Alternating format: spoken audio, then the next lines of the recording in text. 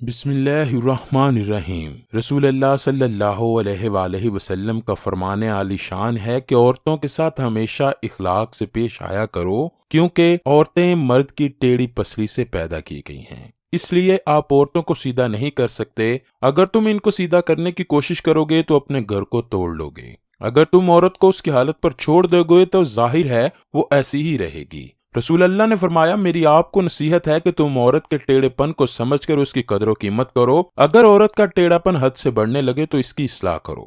رسول اللہ نے فرمایا، عورت ٹیڑھی پسلی سے پیدا کی گئی ہے، ہر عورت میں ٹیڑھا پن ہوتا ہے۔ اگر تم عورت کے ٹیڑھے پن کو اس کی عادتوں سے الگ کر دو تو عورت عورت نہیں رہے گی، کیونکہ عورت کا ٹیڑھا پن اس کی فطرت کا حصہ ہے جس سے عورت کبھی بھی جدا نہیں ہو سکتی۔ مردوں کو ضرور عورت کے ٹیڑھے پن کو قبول کرنا چاہیے۔ عورت ٹیڑھی پسلی سے پیدا کی گئی، اس سے مراد یہ نہیں کہ جس طرح بچہ ماں باپ سے پیدا ہوتا ہے، لیکن اس سے مراد یہ ہے کہ عورت کی فطرت میں ٹیڑھا پن پایا جاتا ہے جو عورت سے الگ نہیں ہو سکتا۔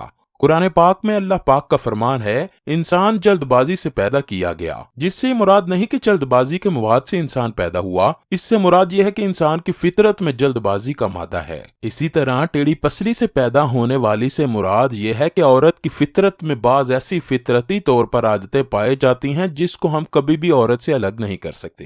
اگر کسی مرد کے دل میں یہ سوال پیدا ہو کہ کون سی چیز عورت میں ٹیڑھے پن سے پیدا ہوئی، یہ بات تو ہر انسان سمجھ سکتا ہے کہ عورت کے ٹیڑھے پن سے ان کی طبیعت اور جذبات مراد ہیں، وہ کس طرح ہر بات کا مطلب الٹ لیتی ہیں، جو ایک عجیب و غریب انداز میں ظاہر ہوتا ہے۔ جس طرح فطرت نے مرد کی عقل کو غالب اور جذبات کو مغلوم رکھا ہے، عورت میں یہ سب باتیں الٹ ہیں، یہی ان میں فطرتاً ٹیڑھا پن ہے۔ رسول اللہ صلی اللہ علیہ وآلہ وسلم عورت کو ٹیڑھی پسلی کی پیداوار قرار دے کر فرماتے ہیں کہ یہ ٹیڑھا پن سب نازل کا کمال ہے۔ یہاں یہ سوال پیدا ہوتا ہے کہ عورت کے اندر یہ ٹیڑھا پن کیوں رکھا گیا ہے؟ قرآن پاک میں عورت کے ٹیڑھے پن کے بارے میں یوں بیان کیا گیا ہے، خدا نے تمہاری ہی جن سے تمہاری بیویاں بنائی ہیں تاکہ تم ان سے دل کی سکونت حاصل کر سکو۔ اللہ پاک نے اس رشتے کو تمہارے لیے محبت اور رحمت کا ذریعہ بنایا ہے۔ یہ وہ فطرت ہے جہاں قدرت نے عورت کے عنصر کو غلبہ دے کر مرد کی جنسی محبت، فطرتی محبت اور سکون کا ذریعہ بنایا ہے۔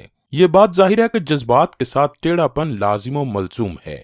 یہاں عقل ایک قدرتی طور پر سیدھے راستے پر چلتے ہوئے وہاں اس میں ٹیڑھا پن بھی شامل کر دیا جاتا ہے، جس کے بغیر جذبات کی نزاکت اور باغبن کا قدر ناممکن ہے۔ رسول اللہ کا یہ کلام ایک عظیم الشان حکمت اور فلسفہ کا حامل ہے، اس کی مثال کسی دوسری جگہ نہیں ملتی۔ یہاں یہ بات ہمارے ذہن میں آتی ہے کہ اللہ پاک نے عورت کو مٹی سے کیوں نہیں پیدا کیا اور عورت کو مرد کی پسلی سے کیوں پیدا کیا؟ اس کا جواب یہ ہے کہ اللہ پاک نے عورت کو مرد کی پسلی سے بنا کر مرد کو حکمت کا اشارہ دیا ہے کہ میں عورت کو فرشتوں کی لائی ہوئی مٹی سے پیدا نہیں کر رہا، میں عورت کو مرد کے جسم سے اس لیے پیدا کر رہا ہوں تاکہ عورت کا تقدس اور پردہ قائم رہے۔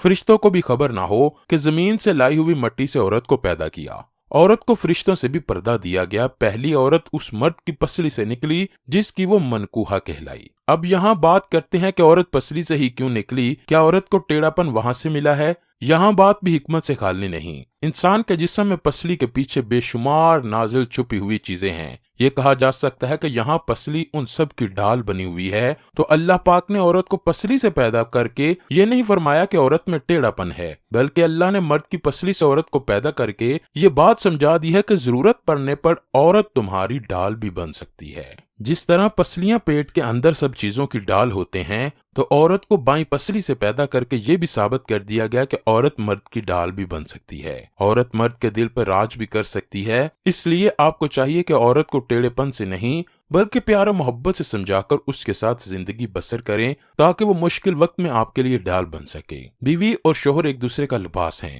دونوں کو چاہیے کہ وہ ایک دوسرے کا لباس ہی بنے رہیں۔ رسول اللہ نے عورت کو مارنے اور گالی گلوچ کرنے سے سختی سے منع فرمایا ہے۔ تم میں سے کوئی اپنی بیوی کو اس طرح نہ مارے جس طرح غلام پر ظلم کیا جاتا ہے، پھر دوسرے دن جنسی خواہشات کو پورا کرنے کے لیے اس کے پاس پہنچ جائے۔ تو ایک بار کسی نے حضرت محمد سے عورتوں کے حقوق کے بارے میں دریافت کیا تو رسول اللہ صلی اللہ علیہ وآلہ وسلم نے فرمایا، جو کچھ تم اپنے لیے پسند کرو وہی کچھ اپنی عورتوں کے لیے پسند کرو۔ عورت کو مت مارو، نہ اس کو گالی گلوچ دو، نہ اس کو دکھ دے کر جدا ہو جاؤ۔ اگر ایسا موقع آ بھی جائے تو برداشت کیا کرو۔ رسول اللہ صلی اللہ علیہ وآلہ وسلم نے عورت پر ہاتھ اٹھانے سے بھی منع فرمایا ہے، کیونکہ اپنی بیوی کو مارنے والے اچھے لوگ نہیں ہوتے۔ حضرت محمد نے کبھی بھی اپنی بیویوں پر ہاتھ نہ اٹھایا۔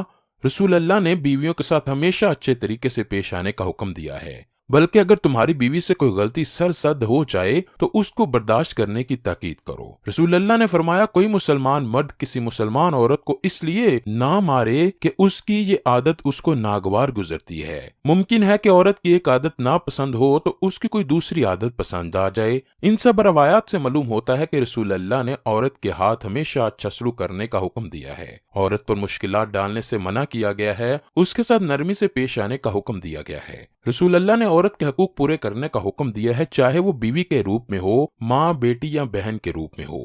عورتوں کے حقوق کا ہمیشہ خیال رکھنے کا حکم دیا گیا ہے اور عورت کی دیکھ بھال کرنے کو جنت کا وسیلہ بنایا گیا ہے۔ اللہ سے دعا ہے کہ وہ ہم سب کو عورتوں کے ساتھ اچھا سلوک کرنے اور ان کے حقوق پورے کرنے کی توفیق عطا فرمائے۔